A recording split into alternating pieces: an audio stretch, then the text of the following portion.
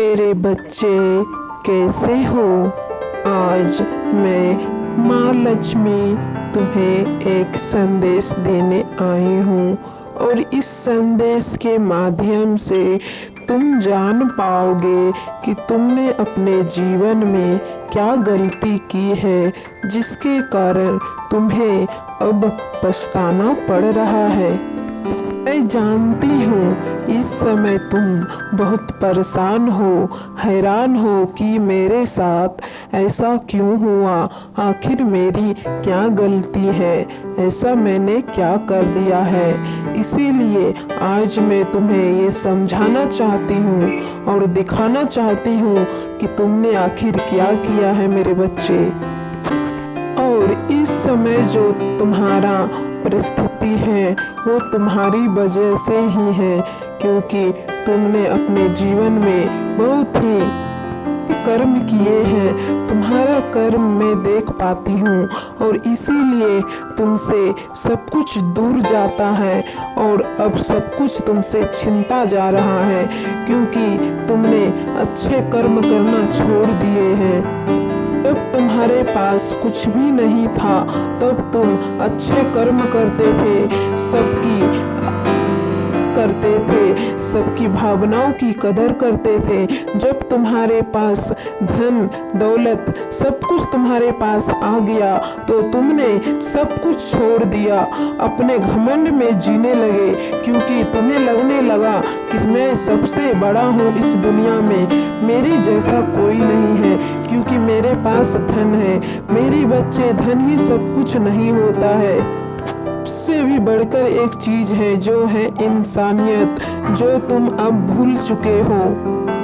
आज तुम्हें याद दिलाना चाहती हूँ इस संदेश के माध्यम से, जो तुम समझ सको और सही रास्ते पे आ सको, वरना तुम्हारा जीवन इसी तरह हो जाएगा।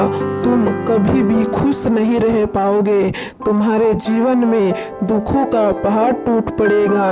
इसीलिए मेरे बच्चे, मेरी बातों को समझो और जो तुम कर रहे हो उसे करना बंद कर दो।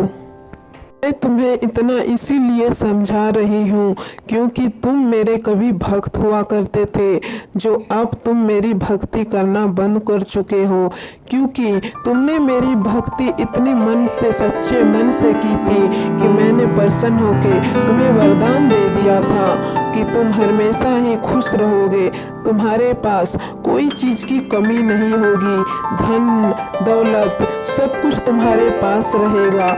और मैंने साथ में ये भी कहा था कि तुमने अगर सच्चाई की मार्ग छोड़ दिया उस दिन सब तुमसे छिन जाएगा।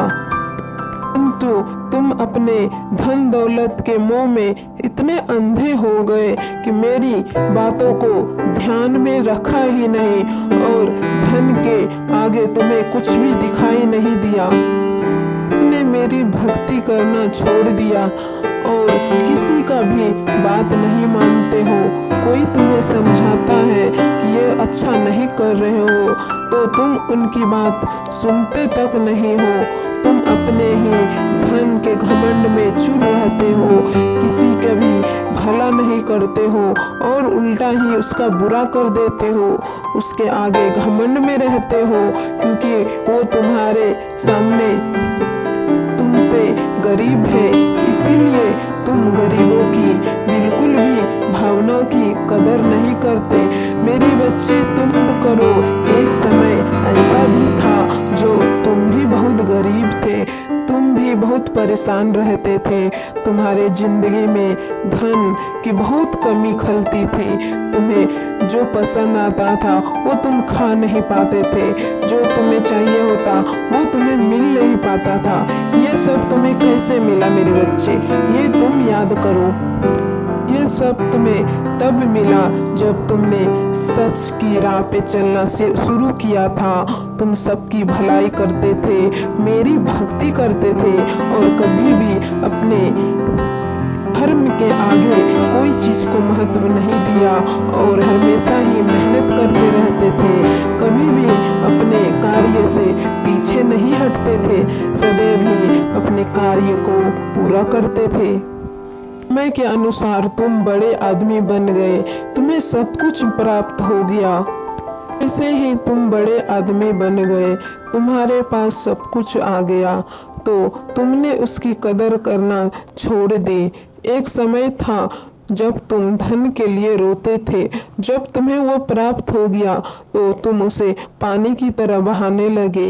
हर अनुचित कार्य में वो पैसे को, धन को लगाने लगे। अच्छे कार्य करना तो तुम भूल ही गए हो। इसीलिए आज तुम्हें ये दिन देखना पड़ रहा है कि तुमसे हर एक चीज छीन रहा है और दूसरों को मिल रहा है। मेरे बच्चे, तुम्हारे घमंड के कारण मैं तुमसे दूर हो गई और तुम अपने जीवन में धन को ज़्यादा महत्व देने लगे थे। इसलिए मुझे तुमसे दूर होना पड़ा, क्योंकि मैं वहीं रहती हूँ जहाँ मेरी सच्चे मन से भक्ति की जाए। अभी भी ज़्यादा देर नहीं हुई है मेरे बच्चे। अपनी गलती के लिए तुम क्षमा मांग लो, मैं तुम्हें क्षमा कर दूंगी मेरे बच्चे। और आज से तुम उसी राह पर चल निकलो जिस राह को तुमने छोड़ दिया था। हमेशा ही अब सच की राह पे चलो और सच्चे मन से मेरी भक्ति करो, सबकी भला करो और किसी की बुराई मत करो मेरे बच्चे। किसी की बुराई करने से तुम्हें कुछ, मुझे तुम्हारी ये हालत देखी नहीं जाती है, इसीलिए मैं आज तुम्हें ये समझा रही हूँ, क्योंकि अभी तुमने मेरी भी भक्ति सच्चे मन से की थी। इसलिए अब तुम धन की चिंता मत करो, तुम्हें सब कुछ फिर से मिल जाएगा। बस मेरी इन बातों को ध्यान रखना मेरे बच्चे, सदा खुश रहो, अच्छे अच्छे कार्य करते रहो।